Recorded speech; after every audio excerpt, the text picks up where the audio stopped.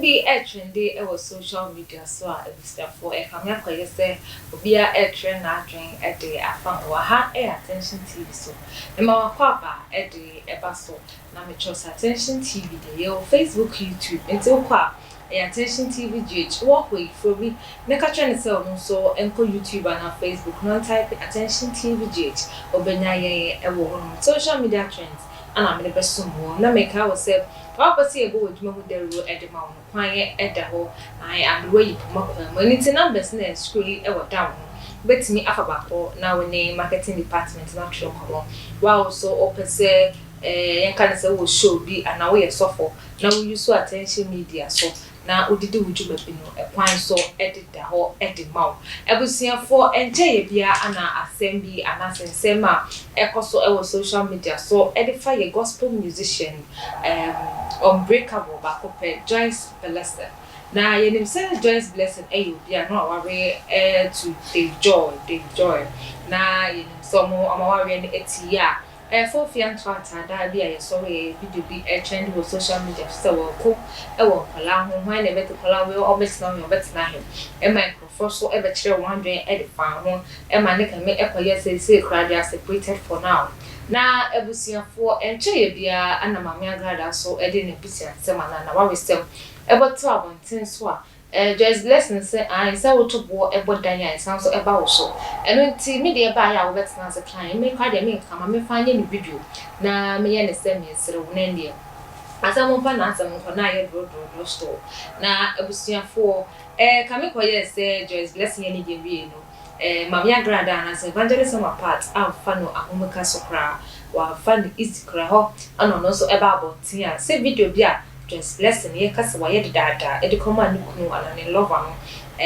na mama ya grada ensa akabi na we anajama Joyce Blessing e be sere no social media so e ma ni bufu ye e ko kan na kuma e ma onu so e be expose sa video no e de nsem bibiri aba e we chire e ni na e de nsem bibiri aba na ni kunu kraba abotia be kasa hu din dia Joyce Blessing krabo ye ene hu BRUHAHA na kam ya koye se obia e kire na adwen e dia fa video ye e ba abonten ene Tvgh aye Joyce Blessing ni ko no se ba abonten e be kire insem ana video no mu ase na we ana bemba bia na se abrantie bia na papa bia ono so e wo Ghana memu ha se ya odi ni djuma e wo nwumtrom e wo Ghana memu ha se e ba nwumtrom pa dia wo bomode papa paye so oye songwriter oye artist manager and they be performance so okaho bi na eye Mr. Logic enso abekire na adwen e dia fa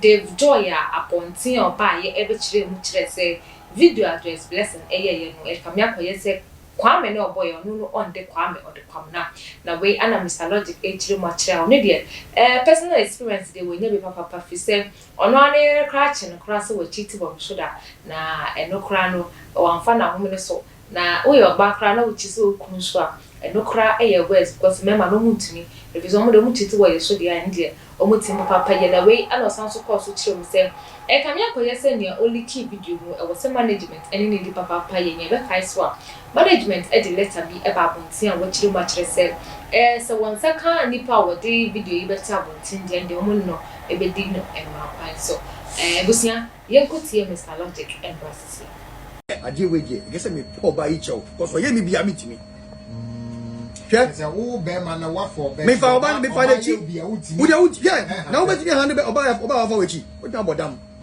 masa so yiri fa wechi wo ti abodam ade that is how serious ye wo ye be man so ye yiri mu fa ye chew ni unu ye bia agin ko star cry man no the way I was so yeah that's wo ni msa ye ti and na she no wo ti abodam ni mo bia na yiri fa na chi a ke bon dam wo jeje wo say Ubagi the way I know Gigi Homa no into Jose Maquano, Oji Hose and man, Oji Hose and man, oh, yeah, mamma, eti ubutu was oh, yeah, say, Obo, Star Bain or Star Hain, and we are here. Well, I'm missing a year crash who be my wife or Yechino. That's a man of his English. There be Omuno, Omu soup. Yeah, Omuno, Omagin call baby, will betray no so. Say, you betrayed me. Or Omagin call. But yeah, no. Yagin ko action so actually the team share be man want to be kukumba no what you say enye obana fa na chino so afa we but action no I course no team share wa ma to me kum oba no hwe in person brother Dave obema na yire no eluku bad eye wo yire na be siesi and I use me as an example no okay meaning say the way I start feeling that thing because you achieve that what you say achieve that me pacha usa I be seeing them go super pacha achieve pa no see that because in power born say e ma obai bitimu nkoye den no yes ade obey den obey mi bi so e bi a o pra me enti say oye no no ye no e bia na enye but can we talk about na also why that what you say can we talk about that oh but say nye ne die na aba there be emfa ho between one oye no nim na also why a ono so oba no dey onim okay nti eba ne san ka say oye ma nu kunu I feel say you should have ignored won was e won no o ma me nti we dey ka bu ani guso na friend Joyce I said video yi em fe me kwa me why nye ni yi because already no there is a pending issue mo page ai and you know save the face of your wife in public because when you say osanso go brand na nkwara so maame a we dey o maame and you are related to Tumbawu because in my home and I feel say David was a bit too desperate. He was so fast to act only the one there Dave all the one there to ba say also so dey say o say man for adwe be o and fa ho oye ma wo wan ya ma wo no she say ring now the man no and I make her say eye wo mba na maame ola me also I use myself because sani ma we nya edia o yire ya ade unim say nya wo ye na ma oba no o ye nya o ye no na because we say oba no feel guilty nti no I say o painti angelic picture I say wo no wo dia won ka wo ye clean daddy enye ola Dave video no ye na enye yes a video share nya enye video no ye ma na ye dia nya nsa nim but nya oba no de ye no so enye eno de ye gitum say oba na nya de but to come out and say you are not Kwame no bra enye because men ola ye mba no ye diom bone infetie no sa you10 no mema ye pa ye ola mema bi anjintum ye fechire na no say ageta na say he can swear say enye mema nya no form you mechi atiase but 70% of us ye inti mbaro they are hurt into bad no be sa video we press wo no you are why so ba na sa ba na ye kana also why so okay bi enye I respect Dave a lot. And now, video we kwa de me ni nyaje. Number 2, no leaky video no. I feel say the management should be quick to place a court suit. There should be a sermon. Yeah, they should sermon whoever leaked the video because they don't. They say you will be any no leaky. There be some ignorant no leaky here. Me who sa video ni feed na gather ho. One na me who sa na live. Okay, I chile I'm starting free ho. So nya no. Ni pa ko liki ya no. The community on ola. San tokwa na man for kun social media na. Bon say we are go di we ateme. Me so di mate me wo de ba me so a. Me ni wo be all levels. Ti me kasa me pese obi onya me hwe body din. Okay. But me see ni pa ko liki video no. They should place a suit on that person.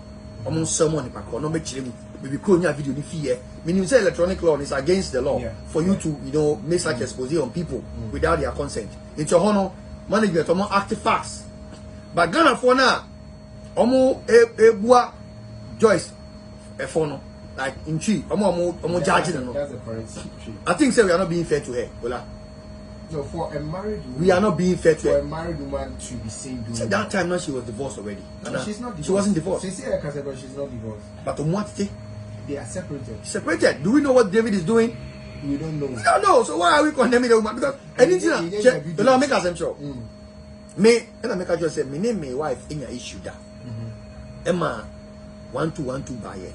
So Oba only take a few chain 190 book. Ola, you get to me see. Yeah. Because Oba soon there. That's the one you're lucky. No, maybe you're a predator. Ah, no. Or monitor we no about ha masa me say who problem sana jono one feel ya message show be one day po we read that one day and I feel so yeah nim say mba no when we think say they are old no me new ma obi o say they need that there masa o new ma obi undi who visa why old no is because be a one ho dey akofem be ma no kura mpema wode no ni giri ntwem Bema okura mpemu amode ne yiri entwem. Enti no e bia na nneema bi ko so entimi e wo camera so. Yes. But make I say Ghanaians should stop judging Joy's blessing. She's human. Obi aye perfect ola. Ye see ye no. So we say kwami yo onum wine no wine enye bone. Bible kwa say enum wine. Bible we say mondom so amambo. Oh okay. Nka Roma asofo ma wine communion. Enye wine ebo. Na den say wine. Ba embo. Bible say mondom amambo ola. Mondom amambo. Nti first of all wine no no enye bone. So abu enye bone. Onku ni paye. God will not judge Joyce by the wine now no me no. Inti munja God of I say we don't read. Ola. So for Rebecca say wine eye bone oboa. Inti me wine no me hu ni say enye bone. Me hu bone dia wom. Number 2. Kwame Kwara no bondi no. What if it was a slip of tongue? Any swear. Oh, but slip any swear could not be repeated. Fine, but also Kwame be ebi as our time na only Dave in term nye na bia omutamati how will we know?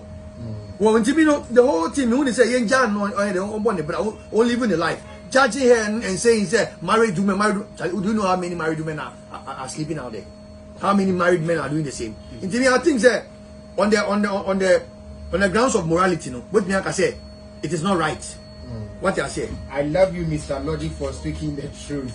This is from